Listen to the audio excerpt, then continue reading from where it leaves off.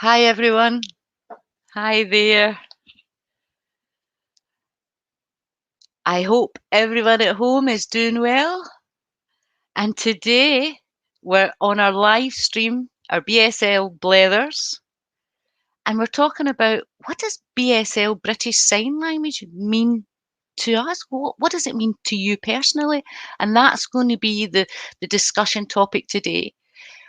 Some of you might know that this is Sign Language Week this week, and this week the BDA has been producing lots of online video information about Sign Language Week.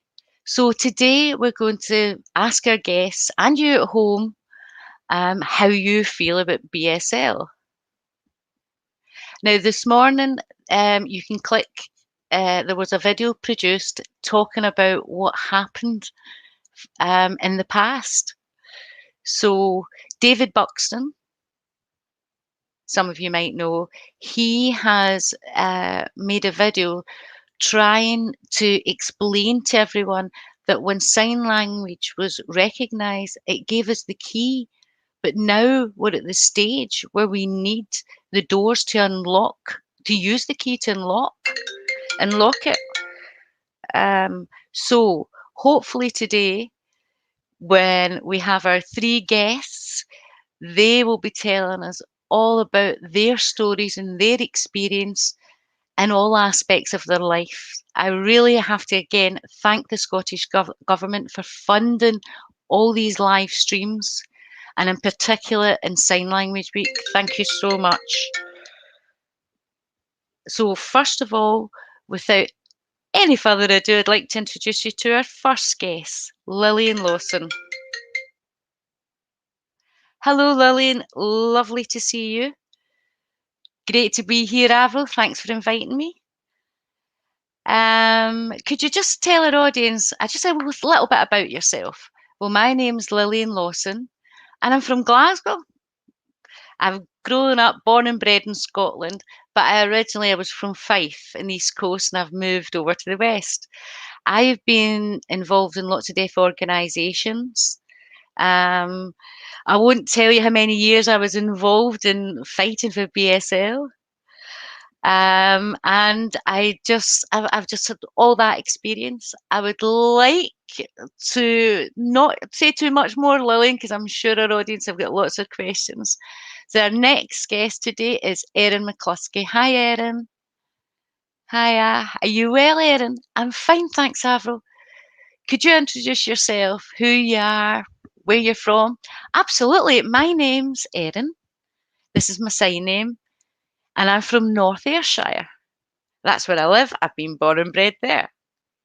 And I've got a lot of experience working for the Scottish Parliament and the Youth Parliament and looking at ways how we can improve access in BSL. Wow, we're going to ask you a lot of questions about that later.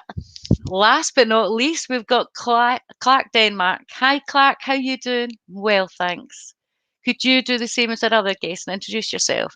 Hi, I'm Clark, Denmark. And I'm the same as the other guest. I was born and bred in Scotland.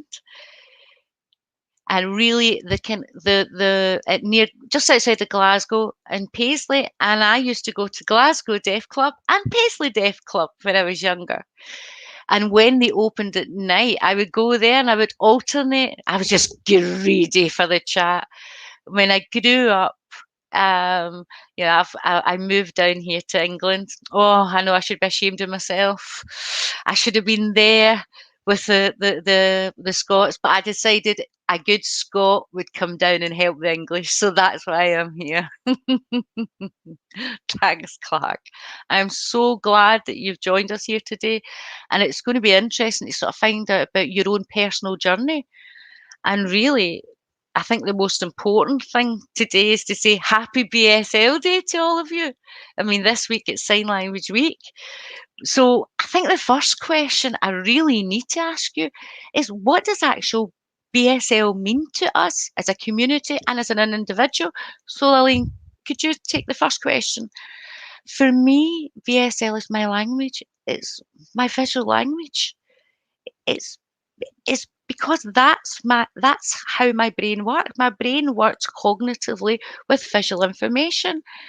So I can pick up all of that information in an easy and understandable and comfortable way, like other deaf sign language users. It's our natural form of communication, and it is an absolutely beautiful language. I'm proud that that's my language. Really proud. Oh, thanks, Elaine. Erin, what does BSL mean to you? Well, BSL means so many things to me. And I think for me, I have a hearing family. So BSL means that I have grown up with my deaf identity within a hearing family. And I appreciate that BSL is my first language, and so does my family. Clark, what about you? It's really weird because I was brought up, honestly, and I thought everybody in the world could sign. I thought everybody knew BSL because my parents, my sister, and we went to see my family or extended family, everybody signed. But it wasn't until I went to school I started seeing these people moving their mouths, and I used to think they were a bit silly, a bit stupid.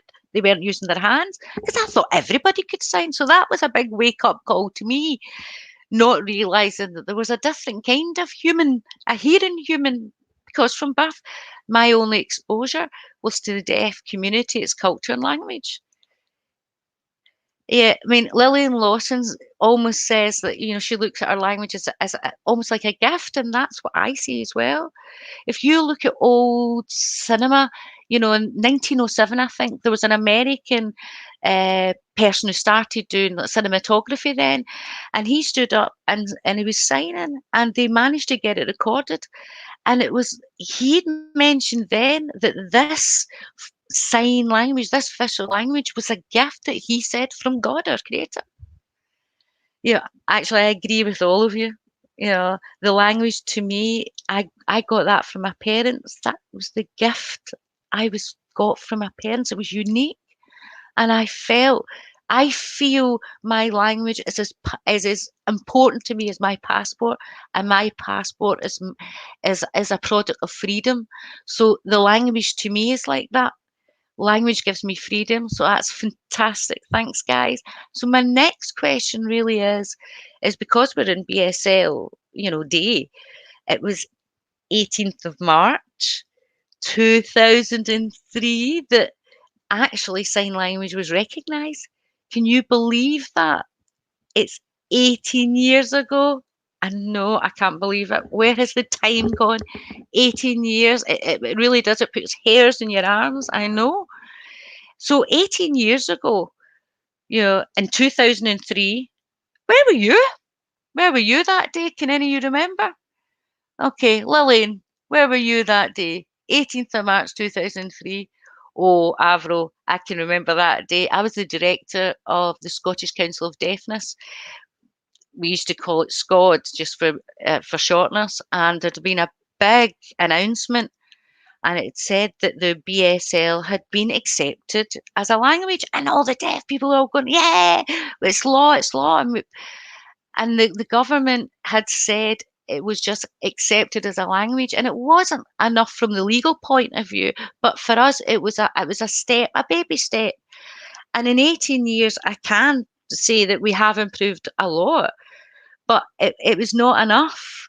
Just for recognition, you need a law to enforce that. Erin, what about your experience in 2003? What were you? Oh, Clark, sorry, what were you doing in 2003? Well, I've got a wee bit of background information because I knew it was about to happen. I knew the announcements, and I couldn't be there that day. It was only selected people that were part of a sort of London consortium that were there, you know, and I was so excited. So when the official announcement came, oh, we were just jumping up and down because we had been campaigning for years. We were knocking on these doors and no one was opening up, and we kept trying to explain this is what it's about. You need to recognise the language. So that was a major relief. It was a major landmark for us all, and I think all of us were just all waiting for that acceptance that we were valid and our language was valid. Yeah, yeah, true, Clark. But Erin, we need to ask you, given your age, what were you doing in 2003? I was a 1-year-old baby, Avro. Oh, gee, you're only one, just crawling about. So, whoa, yeah, you're crawling. So, what do you think? Well, obviously, 1-year-old, I really wasn't aware of what's happening. However, my parents were. And they told me later on that when that was announced, that had a serious impact on my parents. And it made them realise they had to gather information as they wanted to make sure that my future was secure. Wow, that's so good. So your family, your hearing family, your parents were impacted by that, Erin. Marvellous. So now 18 years, we've been in the journey, we've had some gains, we've had some losses, and we all recognise that the first step was getting that key, and the key was recognising us. And now we're looking for the doors. So if we think back to the BSL Scotland Act in 2015, you know, you're now have grown up a bit now, but then Erin, you've learnt to crawl, you've out of the bottles. What age would you have been then? I think 11 or 12, Avril. Wow. Do you remember that day at all? I do. I absolutely remember it that day so clear. I remember coming home from school and my mum and dad were at work. My dad was at work, but my mum was working from home.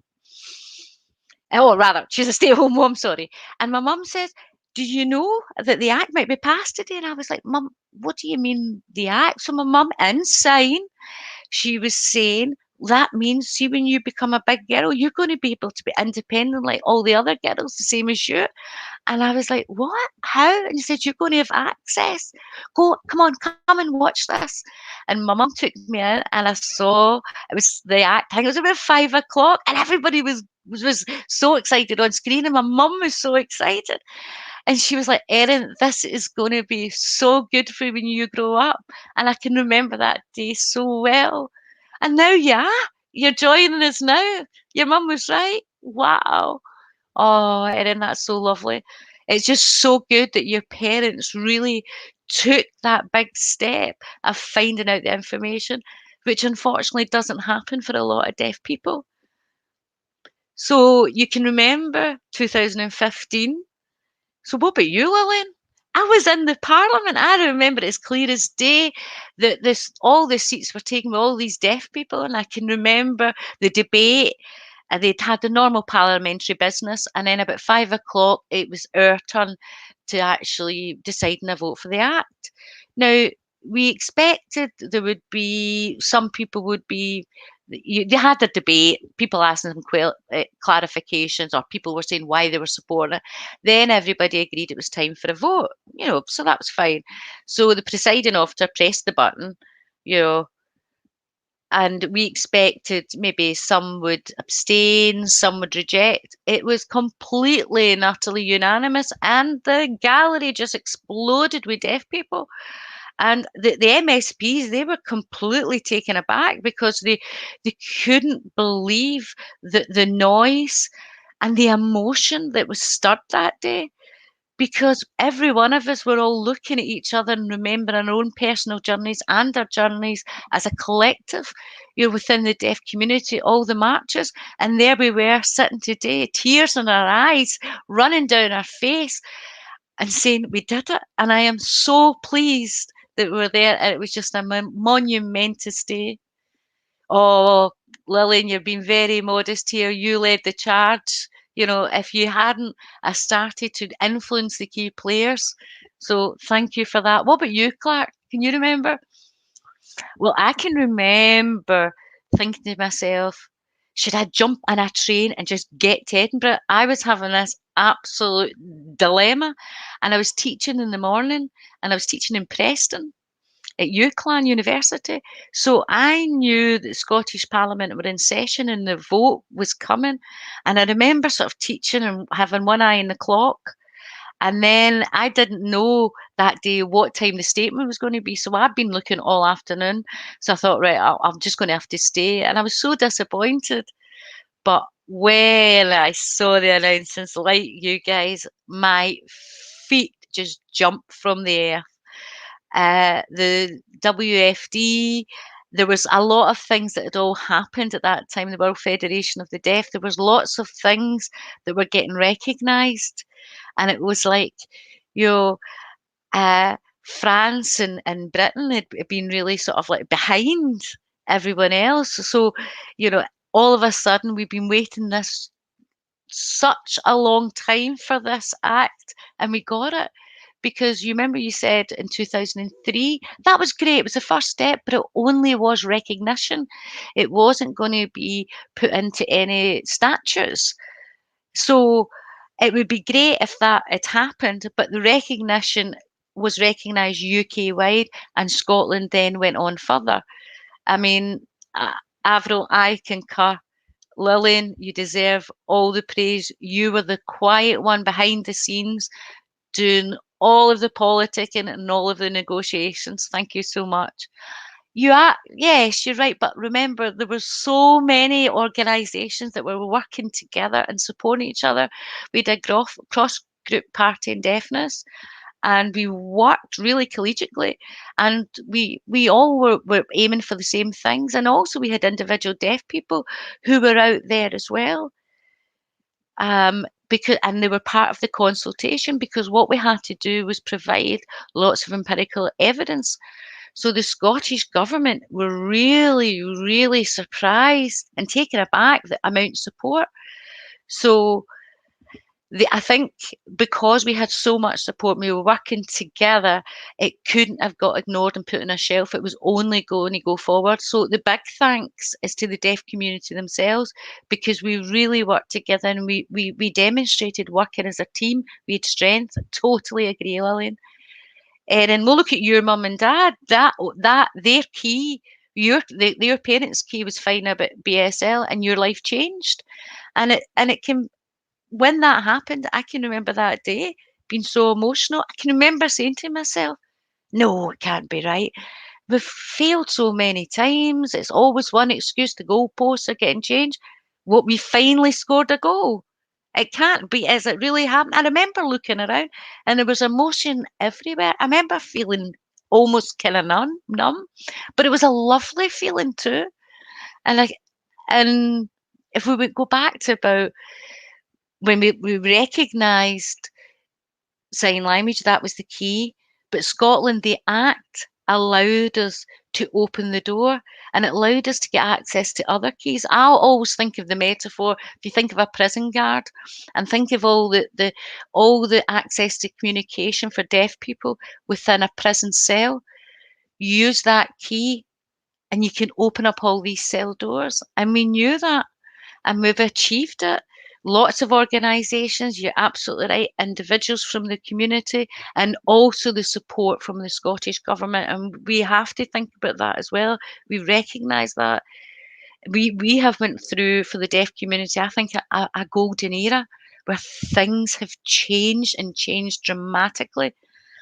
So it's just a wonderful time, and a great today to be even reflect on this. So I want to ask you, each of you, when you were learning BSL in your journey, who was the person who influenced you the most? Could I ask, Lillian? And I'm talking about the signs. What was the thing? What was the point that made you think differently?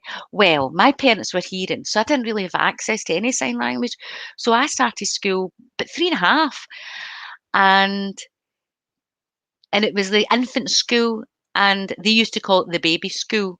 And there was all these children there, and they were sort of gesturing. Some were talking, but there was some gesturing, but it wasn't succinct, and it was very varied. But then I picked up that there, and then I went to Henderson's Row. Henderson's Row, that's in Edinburgh, yeah. And I was absolutely shocked that there was people there signing fluently.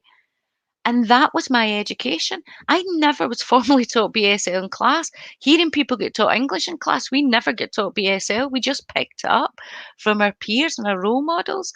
And I picked up, and then I use it every day. So like spoken language, sign language changes every day and we get new signs, and that's how you just pick up. So I really say to myself, thank goodness I had that opportunity of going to a sign language school rather than an oral school, or I wouldn't have been able to enjoy my language. Erin, what about your journey? How's it been different for you? Well, my journey is BSL is just everything. It's from being young. I mean, I've been so lucky, as I said, my parents wanted the best for Erin. It was Erin, and they decided BSL was going to be the right option. So they looked to the council for help and support, and they got me a role model. And it was a lady called Margaret McLean, a wonderful lady. And she would came to my house. I was only about a year and a half. And she was really, I was so stubborn, and she was stubborn, and she was making sure I was going to learn this language. But honestly, I just feel Margaret gave me this amazing gift. She gave me an insight into my natural language. It's the best gift I've ever had, better than life itself. It's wonderful. Wow, Erin. And Margaret, she's just an amazing woman, a fantastic teacher, and she taught my mum and dad and big sister too. So what happened was, it wasn't just me. We were all signing, and it allowed the family to talk and share their thoughts and feelings. But she also spoke about deaf culture and deaf identity. So my parents really got everything. Oh, Erin, that's such a rare opportunity for your parents to get all of that. That's wonderful. And would you say having a role model was really important? Oh, absolutely. I mean, think about it. I wouldn't even be on this live Zoom today with you guys if it wasn't for Margaret. Yeah, oh, that's wonderful. I hope she learns what you've said today.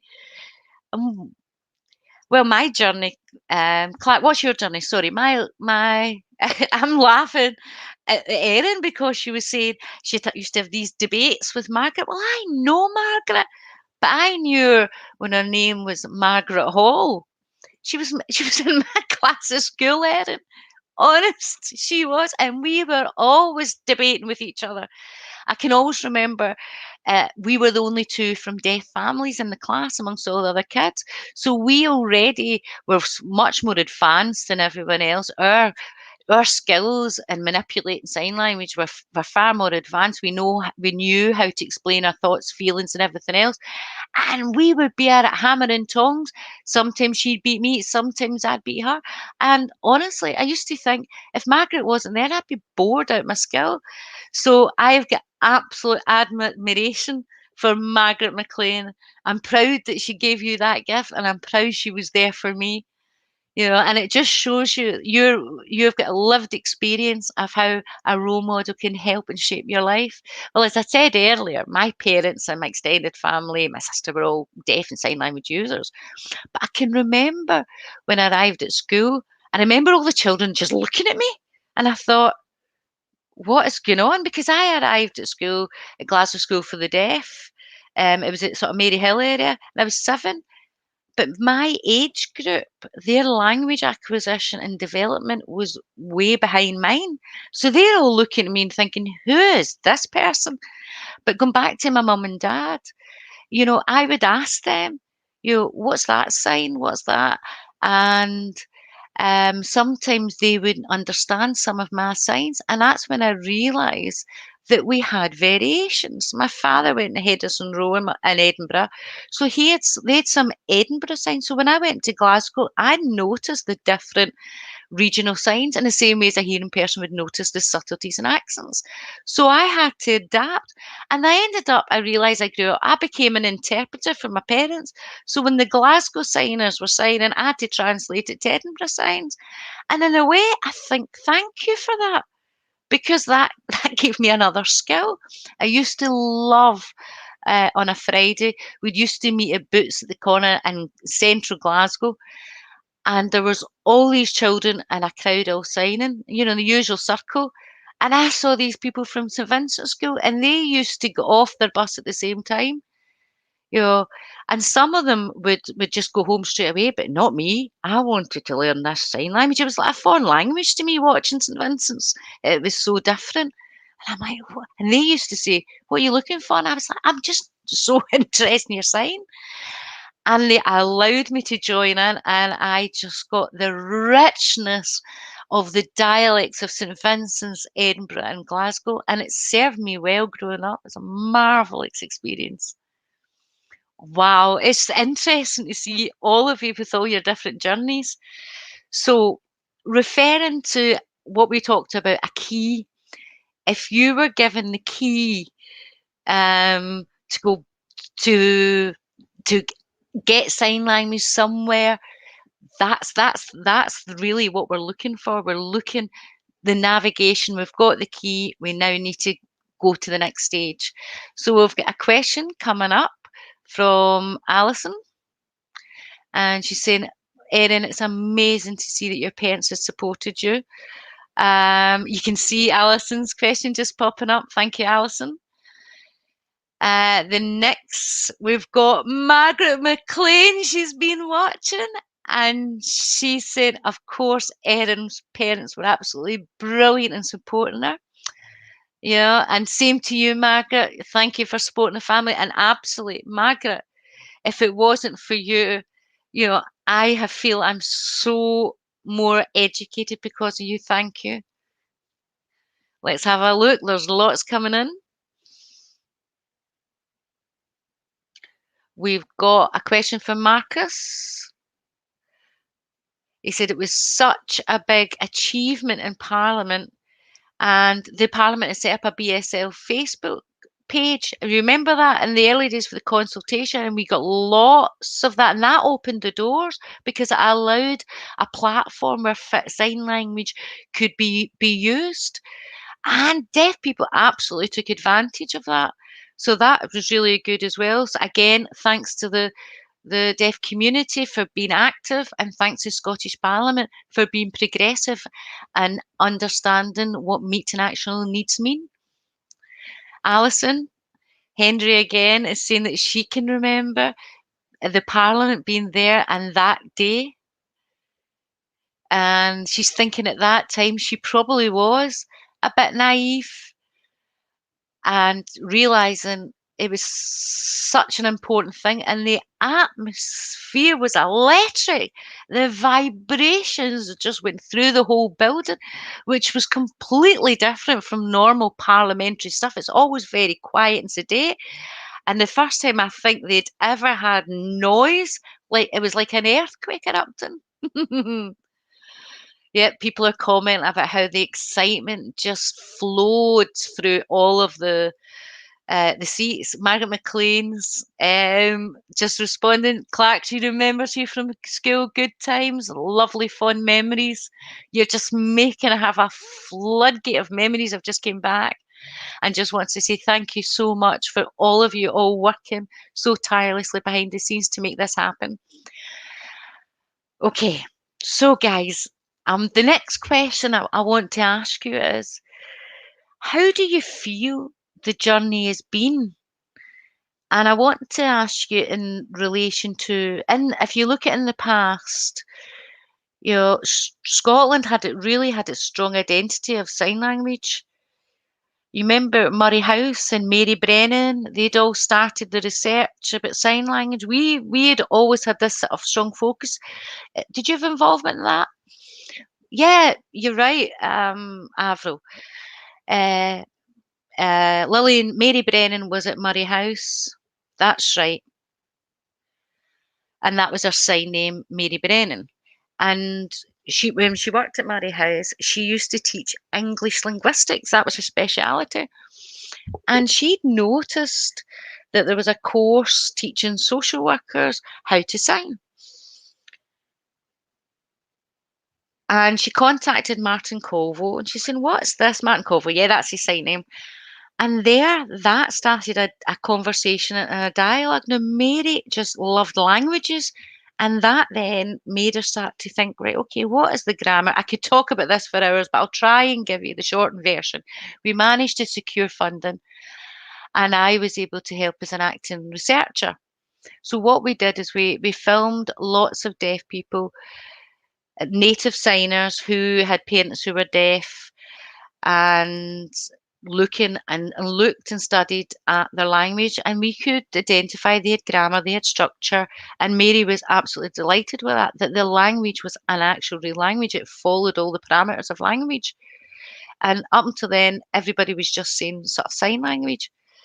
And Mary had said, well, hang on a second, there's differences in Irish and different things. So Mary said, well, let's put in British Sign Language, because this is your language. It's been created by the people of these four nations, and it's different from French Sign Language. It's different from Russian Sign Language. It's different from all other sign languages in the world. Because what we realised that people genuinely thought sign language was universal. So that is why we put British Sign Language as a way of identifying, to say to people, look, it's a different language. It's a language of its own right. Clark, you might remember some of that. It was an awful lot of work. Education took a long time. Clark was involved in the BSL teacher of trainers, and that was how we were teaching deaf community how to teach BSL. And also we were looking to change people's attitudes and understand about identity, and also making deaf people feel empowered to be proud of their identity in their language. Yeah, Avril, Lillian's right. She summed up beautifully, actually. And how it started. My memories of Lilian Lawson back then was her asking me if I would be happy being filmed, and I was like, "You want to film me? What about? Oh, I just want you to film you chatting, just to see how you sign." I thought, "What's this nonsense?" But I went. There was other deaf people going, and there was a group of us, and honestly, it was such a good day. Lillian, Martin, Mary. And, there was no nerves. I remember just coming in and feeling absolutely at home. It was just so beautiful. It was like our own wee family. And then at the time for filming, you know, it was all the 8mm, old cameras. And the deaf would always, they were never used to sort of doing the cameras in the old days, because we had our hands were used. So anyway, we were getting encouraged to be filmed and just sign naturally. And Lillian had explained why she was doing it. It was part of research about looking at the language from a linguistic point of view. And I probably at that time I didn't really understand all of it, but I was just totally motivated to get in. And they were there for 2 years. And then the BDA pinched us. And then Jerry Hughes came in, and Jerry then continued with the work. And Jerry was with Yasel and Mary, and it was only Lillian before all of that, but one became four, and the four of them was Clive Mason. There was my wife before then. Then the four of us had all started together, and it was one of the best times in our life, because it was research and teaching at the same time. We'd started to teach stage 1, stage 2, and stage 2, and we were starting to envisage this creation of a pool of interpreters. And when you talk about the golden era, Avril, it goes way back to then, because that's when things started to take shape. The research, the interest, all of that in Scotland was first there. They were doing it way back then. So, you know, if you think about it, Scotland was the first deaf school, and Scotland has really played a very, very important part of all deaf people's history. So anyway, when I was working with this group, it completely influenced me and changed me as an absolute person. Before I really was dominated, I suppose, and heavily influenced by English. And I had a dilemma. I felt comfortable and natural in BSL, but we didn't have a sign for it. We just used to call it language. Do you remember that's how we said it? Language. It was French language, but we didn't have a name for our signs. So in a way, we were being discriminated against and we didn't know, but managing to get that flagpole firmly cemented in the ground and the flag flying was Murray House. That's where it began. Erin, I know your journey will be very different, and I know that you've been involved in the Young People's Parliament, and you've lots of different things that have happened in your life. Could you tell us a wee bit about your journey? Absolutely. Well, I got involved, a member of the Youth Parliament, because I wanted to make sure that the young future politicians were completely deaf aware, BSL aware, and happy with sign language as part of their everyday use. So I went there. I wanted more, I admit that, but because it's Deaf Awareness Week, we would do certain things to raise awareness and hopefully have hearing people understanding that our language is a vital part of our DNA, and it's a beautiful language.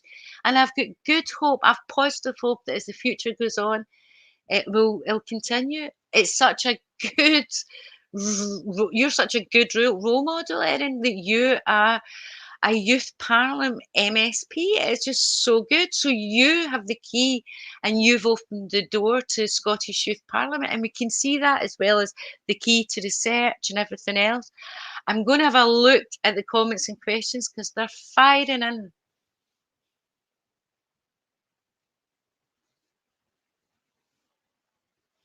Okay, so we have a question from Mistra.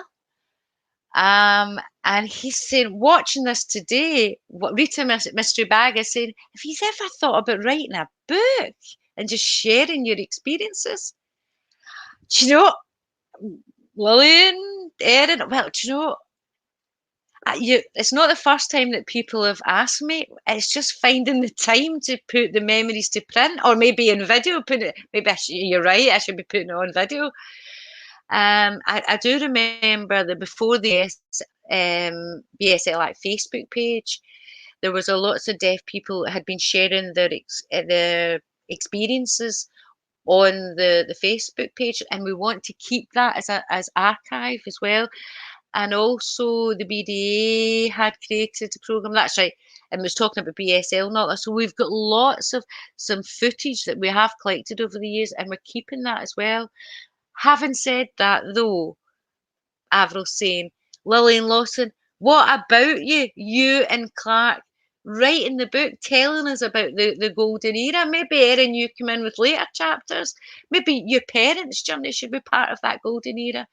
And I think it's really important for parents out there who've got deaf children that they're encouraged to know that there's other people out there that can share their journey, help, support. I think you're right. Well, what I would maybe do you know what, Avril? I'm going to add it to my ever-growing things to do list. Clark saying, I can imagine this book would be so interesting. I really do. And one of the reasons I think that people really don't understand BSL is because we don't really have any kind of books that we can take off the shelf. A lot of time hearing people do get frustrated. They thinking if it's not good enough to have been put in print, then it's not valuable enough. It's maybe part of their culture. So maybe that's something, we have to think about. You all remember how long it took us to do the dictionary, and we finally got this into the book. I knew that was all part of the research, and Lillian was involved in that too. But it's all part of that big journey.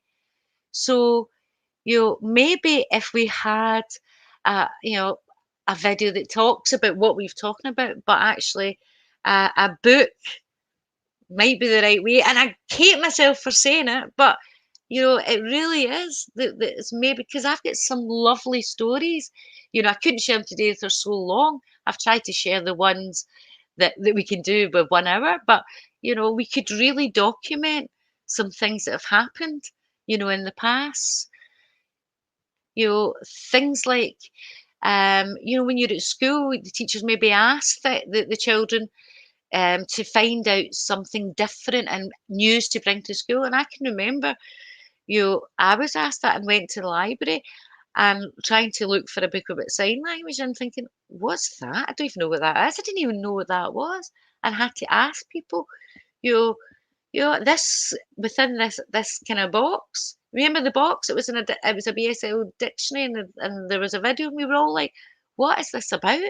And we couldn't believe it that we had people signing all of this stuff from years ago, and it was just the research led us to actually understanding things, and the things about the fact that when you look at things have changed, whether it's electricity and things like that in the future, at that time there was generators. Now, 30 years in the future, things are going to be different, but we can actually see there we're seeing real live on a screen sign language in action, and that had a huge impact for me because we don't know what's 30 years ahead. So I'm starting to think maybe then we do have to put this down, because we have technology now. You're right, Clark, it's a legacy, I mean, because they think about it. If one day we had no power, that's it. We're all gone. Signing's gone. We can't communicate. But if we have those videos and we have that archive material, think about the Egyptian. How have they kept their legacy from us? They put their legacy and their history and their culture and carved it into stone and hieroglyphics. This is what we need to do. We need to do something like that ourselves to make sure that sign language it doesn't disappear again. Oh, I love that idea. I love that idea as us continuing with this legacy. Yeah, I think it's something for us all to think about, and it means we all have to take action. I mean, we've spoken about the past, we've shared some of our stories and all our experiences, but now here we are in the present day. We've got our act in Scotland, so there's plans happening, local and national plans, and we look back and each one of us maybe had different keys to get us through. I think the BSL Act wasn't a small key; it was like a big, massive key, and we finally got it. But my question to each of you: if you were given a key and that key opened any door for you, what would it be? You've got one key, Clark. Think wisely. What door would your key open? Oh, good question, everyone. It's so difficult. I've got so many I want to say. I want the prison guard's keychain. Right, okay, you're cruel, but I'm going to try. And I think I've been influenced by Erin, actually, to be honest. And I think today, I think we need someone like, you remember Jack Ashley? Do you not remember? He was the first deaf MP. He was hard of hearing, but he was the first deaf person. And when he went in as an MP, whoa, he gave us so much support, and he was able to influence and actually change law and policy. Organisations had been fighting for years, but as soon as we had Jack Ashley there, we were able to put pressure on him to in turn put pressure on us. So when he was there, our progression, it was working, it was on a momentum. But then when he left, it closed the door again. So I feel for me the key is, we had it in London and now we've got it through Erin. She's there in Scotland. Oh no, calm down, Avril. You're not taking her to England. I'm just saying she's okay. She's in Scotland. Don't worry. But what I mean for me is that from the people at the top, they are seeing, and the people at the top are the ones that can change things, but the people who are there at the grassroots can influence change. And Erin's the one for me. Thank you, Erin. You've got two keys now. Clark's just gave you a key that you've opened up the door for young people and politicians of the future. So if you were given your own key, what would it be?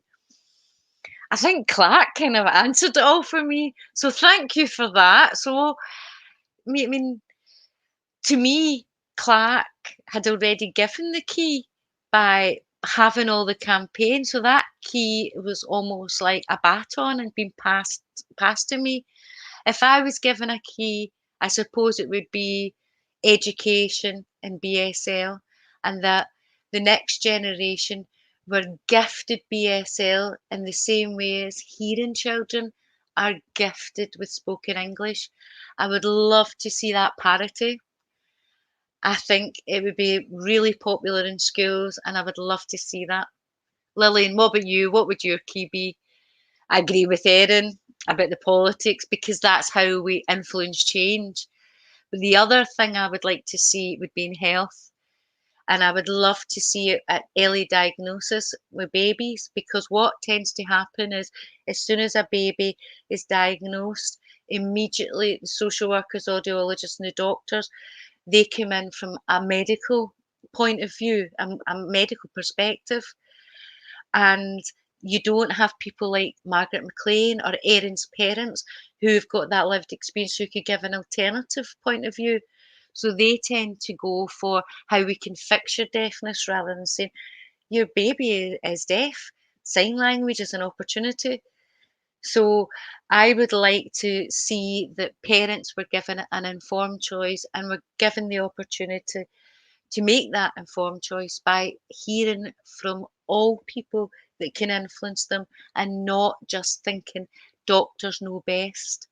You know, sometimes the deaf babies that grow up to the adults know best. I totally agree. I mean, three of you have just actually picked subjects. If you think about it, it's cradle to the grave. It's from when you're born being recognised right through your whole education, the gift of your language, empowering you to be able to have the tools to influence change through Erin being involved in politics. It really is. It's three pieces of the jigsaw. And for me, my biggest thing I would want to get this key in this dusty old lock would having people signing in education and in health and in Parliament to see that it's just a natural thing. And also in care homes as well in the future. You know, I want it from cradle to the grave. It should be there. It's our language, you know, and our task is to build up as many keys as possible and eventually have this huge jailer's key chain. I totally agree. Everybody's agreeing. We've got some more questions coming in. Alison Henry has asked a question, and she's saying, if you look in the last 5 or 6 years, and you've seen progress, it's maybe been a bit slow, but do you feel the BSL Act has actually improved services already, or is there still more work to be done? Is there any good practice you've seen? I mean, we probably covered some of it, but is there anything else you want to add? Erin, what about you? Well, I think since the PSL Act get passed, I think everybody was so excited and totally expected it all to change overnight, and that gave a bit of frustration. But I think eventually we realised it take time. And when I started in the youth politicians, the MSPs, I started to understand more stuff. And I, as I say, live in North Ayrshire Council. And what I realised was that we were trying to sort of engage with them and it wasn't happening. And what we found was that when we signposted them to the BSL Act and told them this is what we're trying to achieve, all of a sudden these barriers seemed to just disappear, and it was almost like a button had been switched on. And honestly, the barriers for her is absolutely fine. You know, they see me as my role, they engage with me. You know, sometimes we have to adapt a few things. Sometimes I have to be a wee bit patient and give people a bit of time. Anything else, Lily, would you like to add? Oh, I agree with Erin. I think that since the BSL Act has happened, I think the locals and national plans, I think each of the local authorities have got their own plans. And I do think there's been slow progress. I think money and budgeting has a lot to do with it, you know, because they need more interpreters, they need more training. for their staff and signing BSL awareness, deaf awareness. So I think there's budgetary constraints there. So, we knew that the government had committed to some funding, and we've got Frankie McLean working with the civil service, and that's really good. But I think the deaf community are just anxious to see things changing very quickly. But we know it's a process because we're changing laws. But what we do realise is we have to keep reminding people to tell them that, this is our rights. We were playing with you, and just gently remind them. Lilian, I absolutely agree. I think it opened doors, and some deaf people got some good jobs. Frankie McLean, there was Gordon Hay, Mark McMillan, Alison Hedries at the university. We're starting to see the BSL Act is broken down some invisible barriers. So that's good. I agree, Avro. I look at Scotland and I can see what's happening there. So I'm outside of it. So I look and I'm impressed. I really am impressed compared to what we have down south. And again, when I look that the what you're doing, because I know that some of the things that are changing in Scotland, that maybe take a long time, that or maybe stay on a bill and never get to legislation stage. So for me, the wonderful thing is that Scotland was the world's first to do this. They making these decisions at high level really quickly and having that consultation with the deaf community and taking the time and knowing that the deaf community, they're the resource that can tell us, allowing it to happen by creating the tools through Facebook that they can collate all of that information, deaf people in their first language, taking those recommendations, taking them up the way with recommendations, what we have to change, and this is why we have to change it. And I really would say it might feel slow for you, but from someone from the outside, it really looks as if things are moving. I think Scottish independence has made things sort of change direction a bit in the same way as coronavirus. And I know people want it to hurry up and be quick, but honestly, from an outsider looking in, I mean, even right down to your daily briefings. I mean, unbelievable. Your first minister, right there, she put the interpreter up there. And what happened? Everybody else copied except for down south, and it's been amazing. You know, and they don't have it in the other home nations, except for Wales, I would say they have it in the same room. And so that feeling of inclusiveness and value is there. Your language is so important that the First Minister of your country wants you side by your side. And that has such an impact to deaf people, as in Northern Ireland and Wales, we're separated. So that is a powerful visual message, So I watch that all the time, and I'll be honest, if I didn't know, I would, and see that, I wouldn't know what's going on. So deaf people really don't have any excuse. They're getting their information daily. Lillian Clark, you're spot on with that. You're absolutely right, and I'm glad that you raised it. And it's really good PR for sign language as well. And it reminds me back in the old days when Princess Diana, at that time, she was the patron of the BDA, and she came along and signed, and everybody was aghast. And that will encourage people to say, actually, I want to do that. And I think having an interpreter every day might influence some people, young people thinking about becoming an interpreter in the future. So there's opportunities out there for things to develop even further. Yeah, totally agree. Oh, I think we've had a wee technical glitch. Oh, Avro's frozen. Oh, she's back again. Sorry about that. Yeah. Woof, my sign language was taken from me there. I think, oh, here we go. You wouldn't believe this. It is nearly an hour. I can't believe the time has passed by. We can't believe it. That's why we're blethering. The old Scottish blethering technique. I just want to check some comments and questions just before we end. Agnes is asking a question, and she's saying, "Hello, Clark. I can remember that that you were teaching her and John at Durham, and Frances was there as well. And she said it was the best course she's ever been in her entire life. She said that course opened up her language to her and answered so many unanswered questions." Ivy's got a question, or rather a thank you. Thank you, Clark, for everything that you've done. We have Kate Pilkington, and she says she has loved watching this discussion today.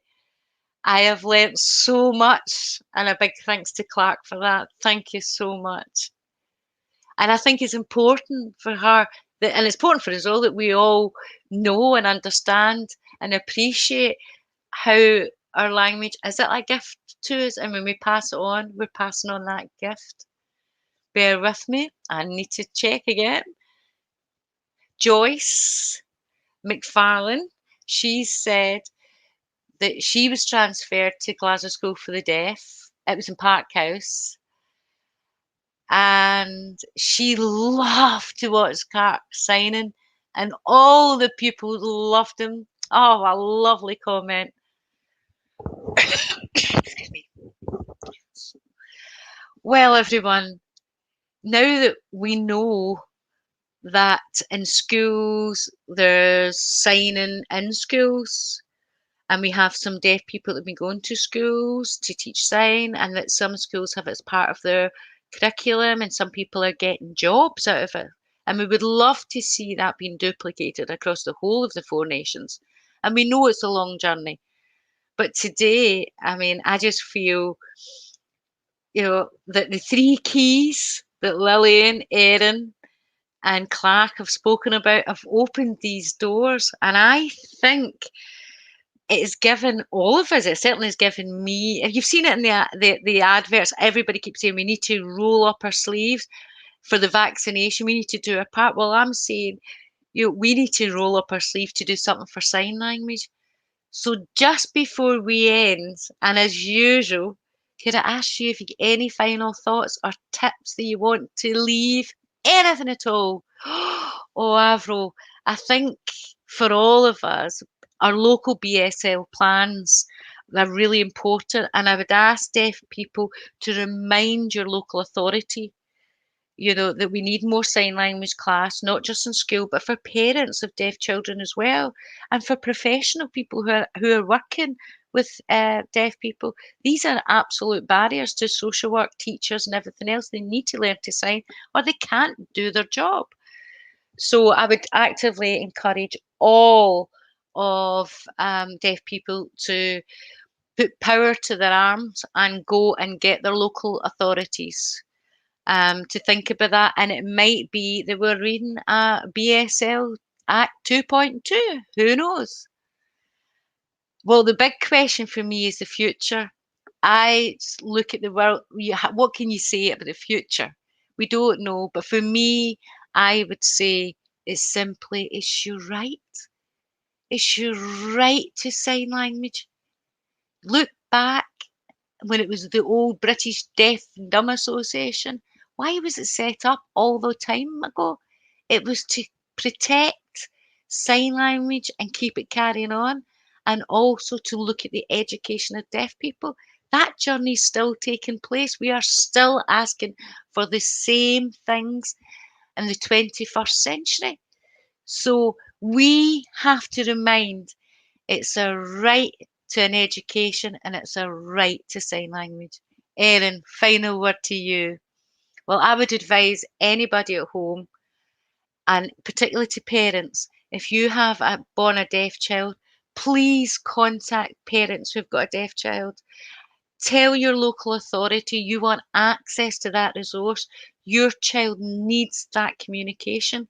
They need that communication. They need exposure to the language so that they can grow up and have the absolutely wonderful life I've had with my parents. It's fantastic, and I would love other deaf people to share that experience. Wow, this has just been so positive today. The audience seems so pleased and feel that we've got such positivity, and we should have it. We should be celebrating our language, especially today, and we should be reaching out to people. And actually, hopefully, there's some people hearing people watching today, and maybe we'll understand a bit more, and maybe influence others. What we don't want is the genocide of a sort of sign language. We want sign language to be there and be a natural part of our Indigenous language in Scotland. Sign language is in our DNA, it's part of us. And I really hope you enjoyed being part today, and I hope everybody at home enjoyed. Oh, thank you so much, Avro. Thank you. It's been so good. I've enjoyed the chat, and I've enjoyed sharing your stories and your experiences. We'll be on next week, and it will be we will be discussing with the Scottish deaf ethnic community, and I hope everybody stays well. Keep safe. Bye bye from all of us at